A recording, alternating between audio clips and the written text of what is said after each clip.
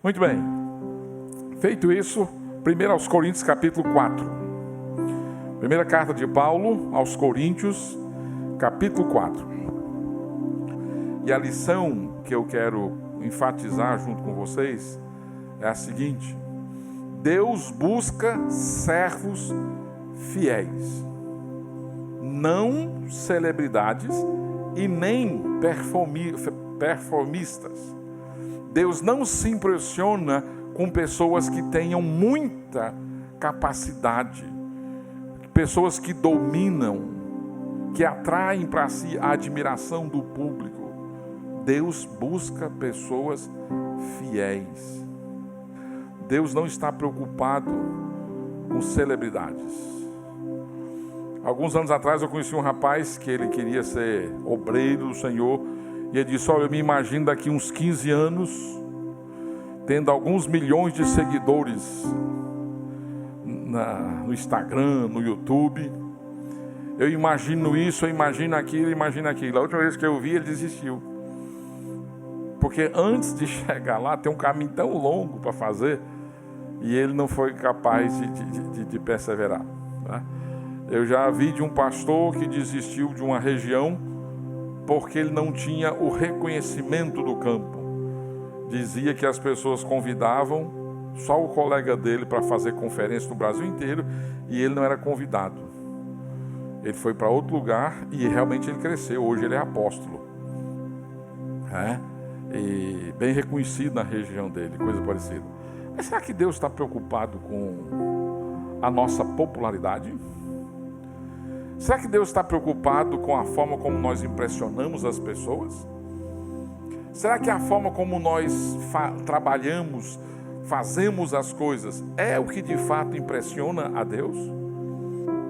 Paulo responde aqui, 4:1, diz assim: assim, pois, importa que os homens nos considerem como ministros de Cristo e dispenseiros dos mistérios de Deus. Ora, além disso, o que se requer dos dispenseiros é que cada um deles seja encontrado fiel.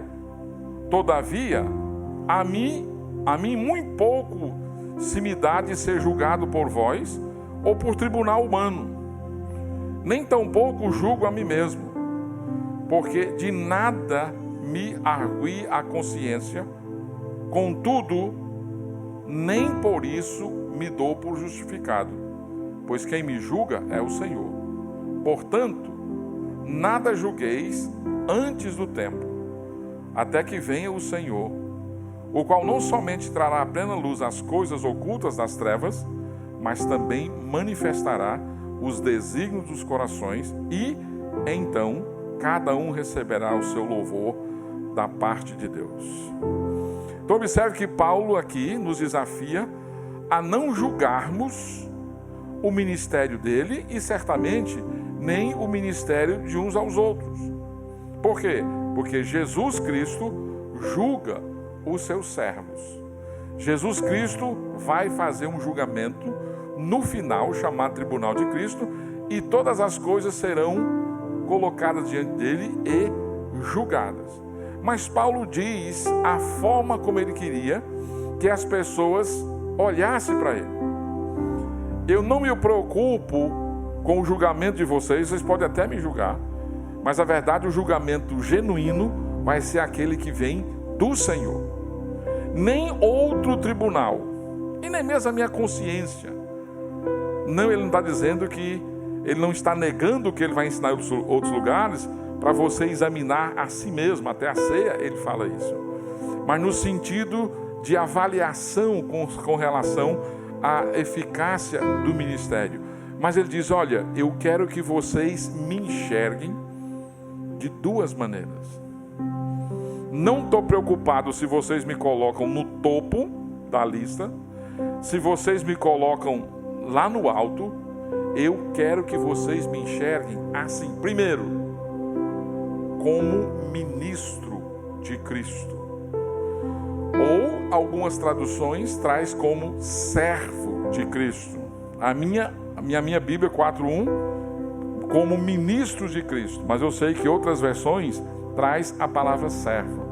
Agora, no capítulo 3, no versículo 5, ele já usou a palavra servo, que é uma palavra diferente da que ele usou aqui. No versículo 5 do capítulo 3, ele perguntou: quem é Apolo? E quem é Paulo? Somos servos por meio de quem crestes, e isto conforme o Senhor concedeu a cada um. Então, quem é Paulo, quem é Apolo? Olha, nós somos servos. Essa é a palavra mais comum, que aparece inúmeras vezes. No capítulo 4, ele usou uma palavra uma única vez, e foi nesse local aqui, que ele usa essa palavra para servo, que foi traduzida por ministro. Da onde vem essa palavra? É interessante, a gente não é da nossa cultura, mas eu não sei se você... O que me vem à mente agora é aquele filme chamado Ben-Hur, antigo. Já viu? 2 horinhas, não é nada.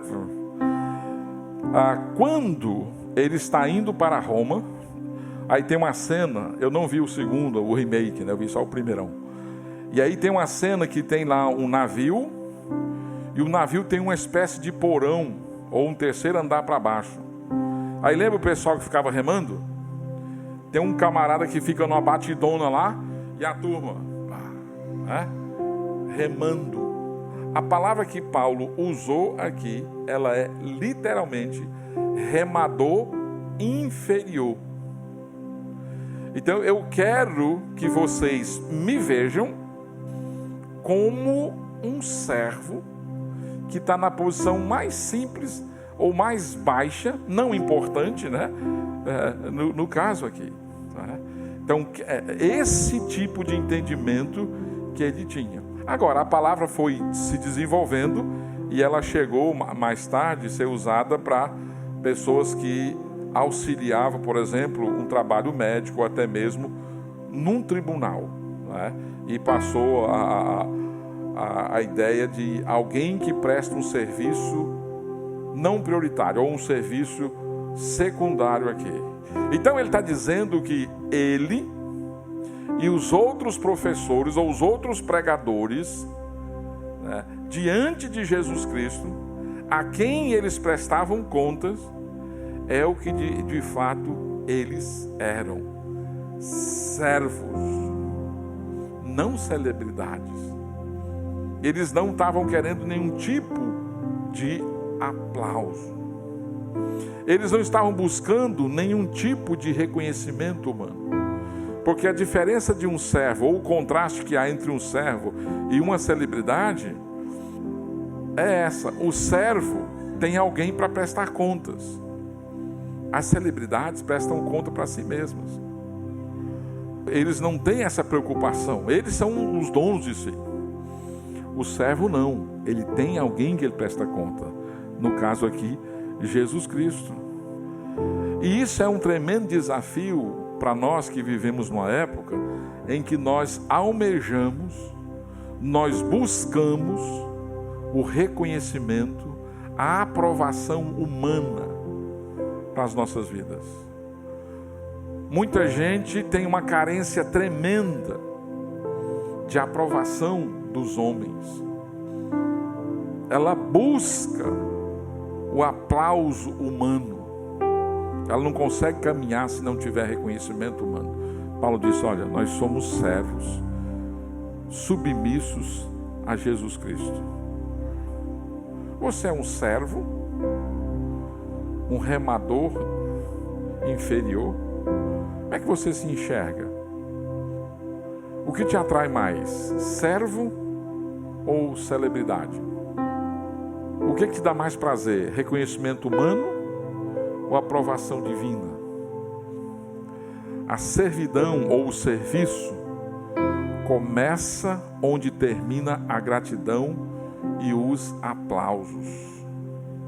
Você está disposto a servir a Deus no meio de pessoas ingratas, por exemplo? No ambiente de trabalho, onde você não é reconhecido? Onde você não é recompensado pelo seu esforço, pelo seu empenho? onde você busca ser identificado como um servo de Cristo? Você está disposto a servir com uma atitude alegre? Ou ser servo é aquela ideia de algo que te humilha, que te diminui, que te coloca numa escala de segunda categoria? Tem alegria?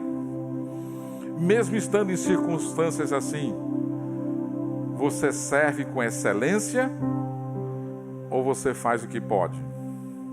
Porque se você tem que prestar contas a Cristo, você vai perseguir a excelência, não é verdade? Se você tem a perspectiva de Cristo como sendo o Senhor. Se você consegue responder de maneira positiva a essas questões, significa que você está seguindo as pisadas do apóstolo Paulo. Você está caminhando com Paulo.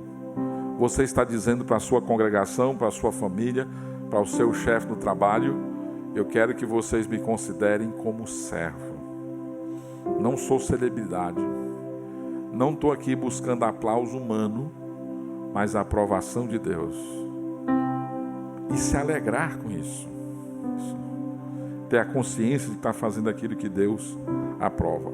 Mas olha que Paulo tem uma outra palavra para descrever da maneira como ele queria que as pessoas enxergassem a ele. Além desse ministro de Cristo, ele fala de dispenseiro, né? Ou outras traduções como mordomo de Cristo. Então esse termo também é significativo para o nosso entendimento. Um mordomo, nessa perspectiva bíblica, é um servo que administra tudo para o seu senhor. Ele não possui absolutamente nada. Ele cuida, ele administra aquilo que pertence ao seu senhor. E essa palavra, mordomo, ela é muito comum, era muito comum. E certamente quando Paulo escreveu, todo mundo na igreja sabia o sentido, o significado, sem muito esforço. Porque era de fato uma palavra comum. Numa casa grega, e Corinto tinha essa carga, o mordomo era esse escravo que cuidava de todos os assuntos que dizia respeito à família. Ele dirigia o pessoal que trabalhava, o pessoal que prestava serviço. Ele era responsável pelos recursos materiais, cuidar dos bens, fazer compras ali, tudo que aquela família precisava para que ela funcionasse bem. Ele não era dono de nada, mas ele é o cara que administrava, é a pessoa que cuidava daquilo que era dos outros, não é? E ele administrava assim tudo que dizia respeito ao seu Senhor. Era certamente uma posição de muita responsabilidade e que exigia certamente muita confiança.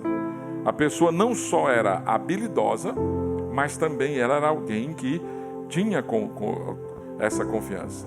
Então Paulo está olhando para aqueles irmãos e está dizendo: olha, eu quero que vocês olhem para mim e me enxerguem como um dispenseiro. Não somos donos dos dons e nem da igreja. Ele não está negando a responsabilidade de administrar ou dirigir a família da fé, mas ele está querendo chamar a atenção para Jesus Cristo. Ele está querendo chamar a atenção para a responsabilidade que ele tinha de alimentar com a palavra de Deus aquele rebanho ali. Ou, como ele diz aqui, os mistérios de Deus que foram revelados na palavra de Deus. Essas coisas que foram confiadas a ele.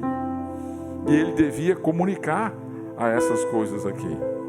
Então esses mistérios são as verdades cristãs que foram reveladas na palavra.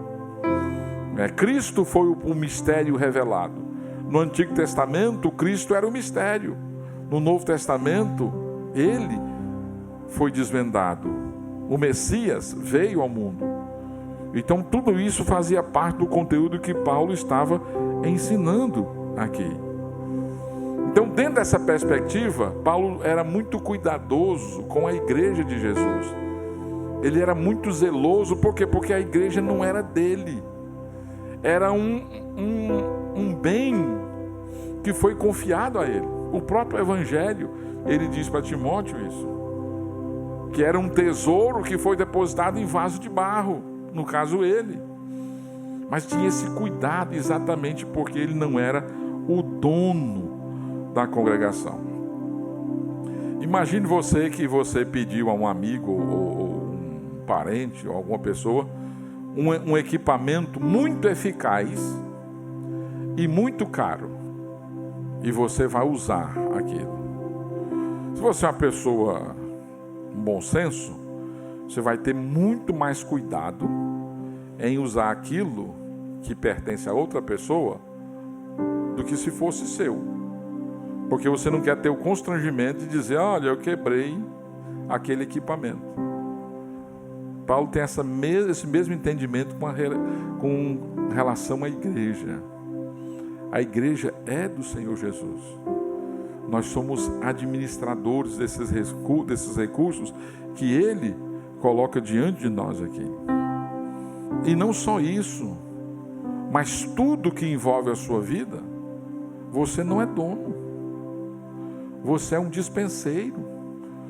Sua família, os pais muitas vezes se acham proprietários dos filhos e querem que os filhos façam exatamente o que eles querem.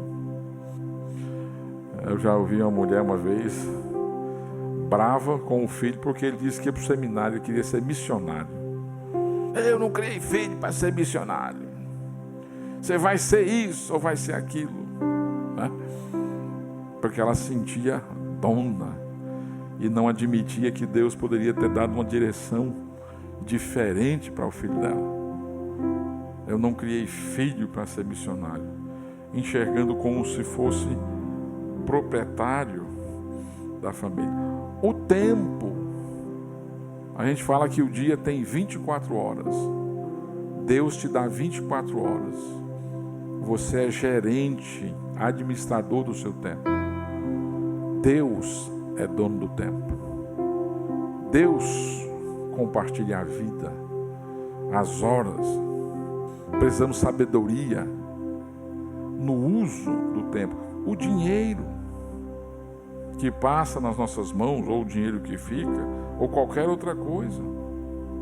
De repente Deus pode pedir parte do nosso tempo, parte dos nossos recursos, ou outra coisa qualquer. Como é que você vê a vida? Você é o dono, o proprietário, ou você acha que você é o gerente, o administrador? Quando a gente é jovem, ou quando a gente quer dar uma resposta para um adulto, em casa ou na igreja, a gente usa, né? Você não manda em mim, eu decido. Saia do meu caminho, diz o poeta cearense. Eu prefiro andar sozinho. Eu não quero que ninguém me diga de que lado nasce o sol, porque lá bate o meu coração. Ou seja, eu sou eu. Não tem mais ninguém. Mas o cristão não. O crente em Jesus Cristo é exatamente o inverso. Ele reconhece que Deus é a fonte de todas as coisas. Ele é grato por aquilo que Deus tem colocado diante dele. E ele teme ao Senhor. Ele ora pedindo sabedoria. Senhor, me ajude em como eu posso usar o meu tempo para a tua glória. Senhor, os meus recursos para a tua glória. Os dons que o Senhor tem me dado, a capacitação que o Senhor tem me dado. Por quê? Porque ele se enxerga como um dispenseiro. Não é dono de nada. Paulo diz: olha, irmãos, importa que os homens nos considerem como servos e como dispenseiros. Ele não estava querendo popularidade, não estava querendo aplauso, não estava querendo reconhecimento humano. Agora, ele diz no versículo 2 algo importantíssimo. Ora, além disso, O que se requer dos dispenseiros é que cada um deles seja encontrado fiel. A responsabilidade do servo, do mordomo, é ser fiel ao seu Senhor. E muitas vezes, nesse processo de ser fiel ao seu Senhor, talvez ele não consiga agradar, por exemplo, a família. Ele pode não agradar, talvez, outros servos.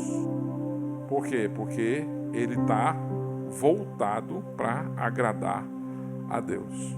Porque Deus requer, Deus busca dispenseiros que sejam a Ele fiéis. Ele é um mordomo. E essa é a questão principal. Paulo está dizendo, olha, eu sou popular, Apolo é um pregador melhor do que eu. Essa não era a questão. A questão é, Paulo, Apolo, Pedro foram fiéis no serviço a Deus? Foram fiéis no cumprimento da missão que Deus deu a eles? Essa era a pergunta. Não é se eles eram populares, se um fazia melhor do que o outro, se um era mais conhecido. Não. Foram fiéis no serviço que Deus tinha designado? Alguém fez uma observação que é pertinente com relação à forma como nós prestamos o nosso serviço. A forma como gerimos as pequenas coisas indica o que faríamos se tivéssemos mais. Aquilo que Jesus disse, quem é fiel no pouco, é fiel no muito. Porque às vezes a gente tem uma visão de grandeza e esquece desse detalhe. Às vezes a minha responsabilidade aparentemente é tão pequena que eu não dou a devida importância a ela. Eu não dou o verdadeiro cuidado àquela questão, pensando, mas é tão pequena a minha responsabilidade, é tão simples. Mas a verdade é, se você não é fiel nas pequenas coisas, você também não vai ser nas coisas grandes. Então o mordomo do Senhor precisa ser fiel em todas as coisas. Se você já imaginou, eu nunca me dei bem nem gostei de fogos de artifício, certo?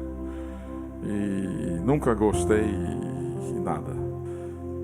Mas veja bem, se você não consegue manusear bombinha ou um traquezinho daquelas biribinhas, não sei como é que chama, você vai manusear uma dinamite? Mais ou menos assim, né? Diante de Deus, se eu não consigo ser fiel naquelas coisas pequenas, Deus vai me confiar coisas maiores? Você acha isso razoável? A lógica de Paulo, não. Deus busca servos fiéis. Deus não está preocupado com a nossa performance, com o nosso ativismo, com a nossa produtividade. Não estou dizendo que isso não é importante, mas tem algo além. A nossa fidelidade. Agora, o que significa fidelidade? O que significa ser fiel? Fidelidade significa excelência. Necessariamente não significa fazer mais, mas significa fazer sempre o melhor.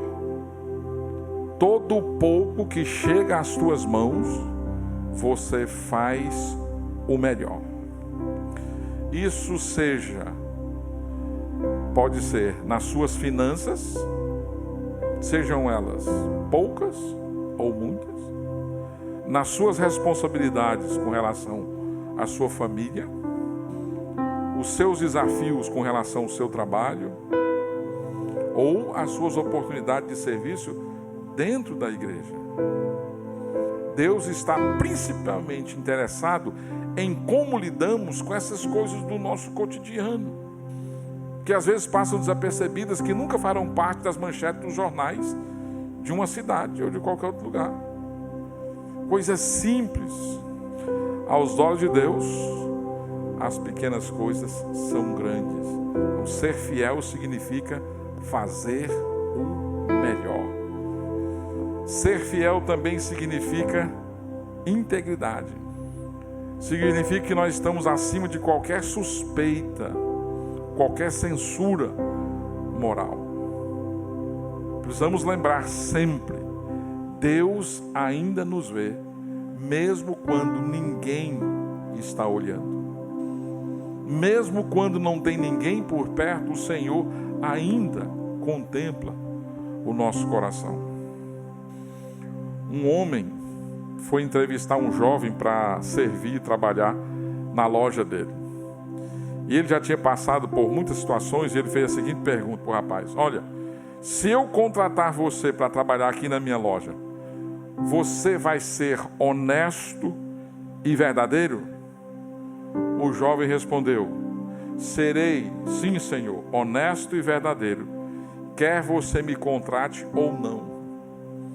Foi contratado.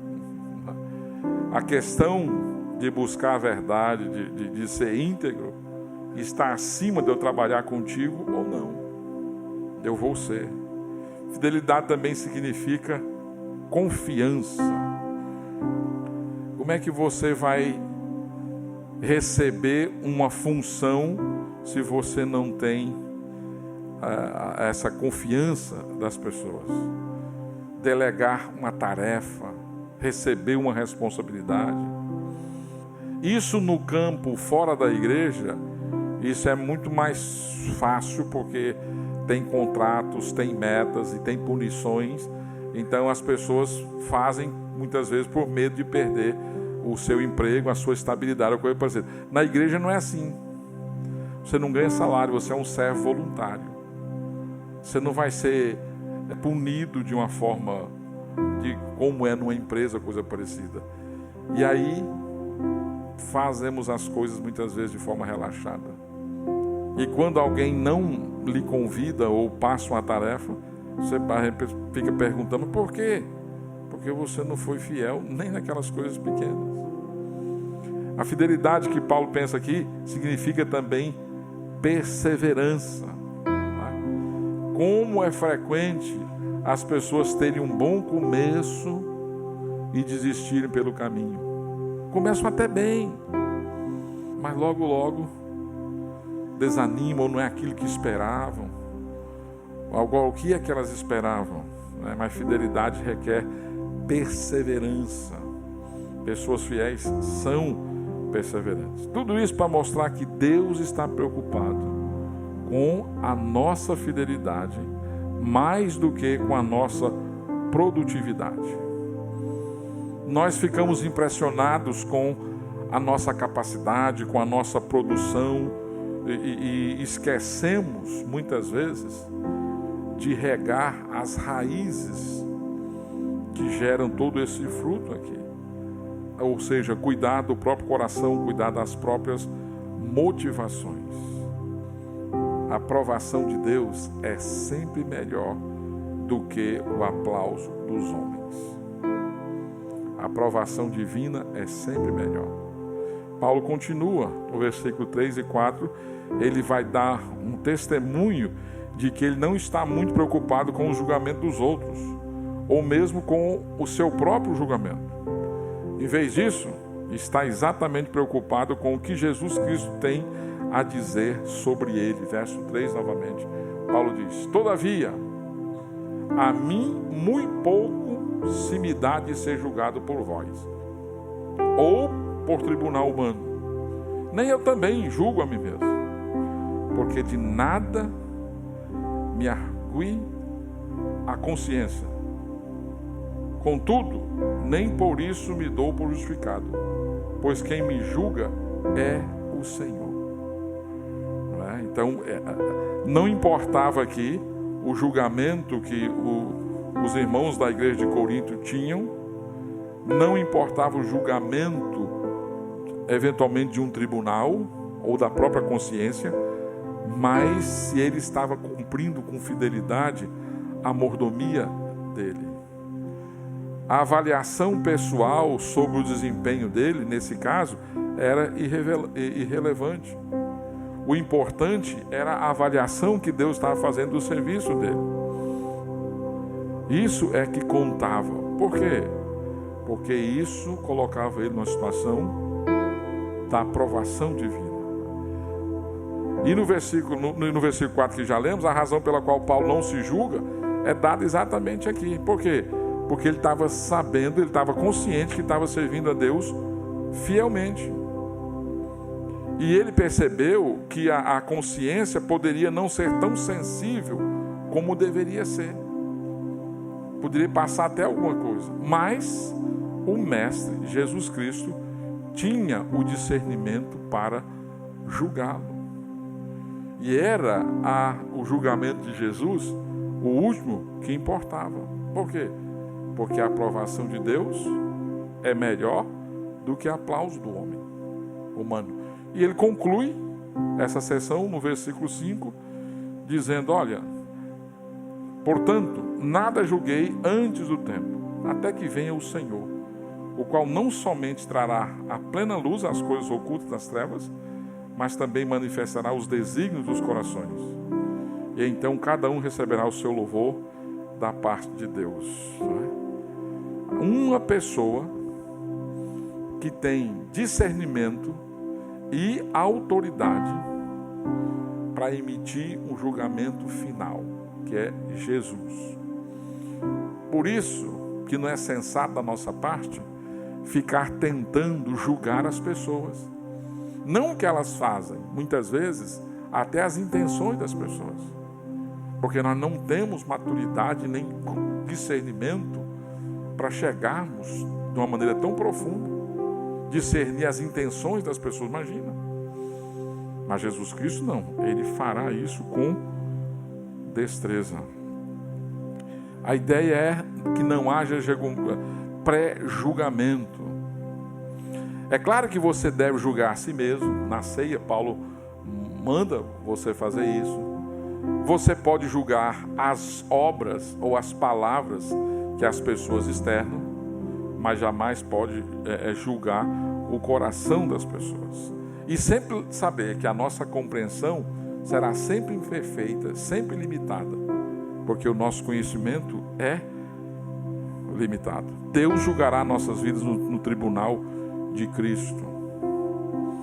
À luz do que Paulo apresenta aqui, dessa realidade, nós devemos nos esforçar para ter motivos e intenções aprovadas por Deus. Porque aqui no versículo 5, Paulo foi claro: o qual não somente trará à plena luz as coisas ocultas das trevas, mas também manifestará os desígnios dos corações. Isso gera um certo temor da nossa parte? Claro. As verdadeiras intenções do nosso serviço a Deus virão à tona mediante o julgamento de Jesus Cristo. Eu escrevi um pensamento que eu li aqui. Um autor diz assim: tenha em mente que, se o diabo não conseguir que você faça o que é errado, ele o tentará a fazer o que é certo pelas razões erradas. O diabo talvez não vai conseguir fazer você fazer aquilo que é errado, certo? Mas ele pode pegar, nos tentar ou nos levar a fazer aquilo que é certo pela motivação errada. Jesus é o único que conhece as intenções do nosso coração. Mas a pergunta é: se você está servindo ao Senhor, por que você faz isso? Você está fazendo a coisa certa pela motivação certa? Qual é a sua motivação? Qual é a sua intenção? Você faz o que faz por obrigação? Porque você foi pressionado a fazer? Porque você aprendeu o que tinha que fazer e se não fizer vai se sentir culpado? Você faz o que faz para que as pessoas no seu grupo passem a admirar você? Passam a reconhecer você por isso? Você fez o certo por motivos errados. Deus quer que sirvamos com um coração conectado, íntegro à vontade dele. À medida em que nós servimos cada vez mais a Cristo de maneira fiel, por motivos corretos, nós vamos crescendo na graça e no conhecimento do Senhor Jesus. E Ele está dizendo aqui que o Senhor, cada um receberá o seu louvor da parte de Deus no final. Não se preocupe em receber reconhecimento nessa primeira parte aqui. Espera. Deixa Deus reconhecer. E isso vai ser um louvor para sempre. E significa que você serviu a Deus de maneira fiel. Significa que você foi fiel no seu serviço a Deus. A aprovação de Deus é sempre melhor do que aplauso humano. Por isso, Deus busca servos fiéis. Deus não está preocupado com gente performática, com gente que tem 1001 habilidade, que tem muita produtividade. Deus está buscando servos fiéis. Que o Senhor, na sua soberania, na sua graça, nos conceda não só o privilégio, mas a graça de sermos fiéis a Ele.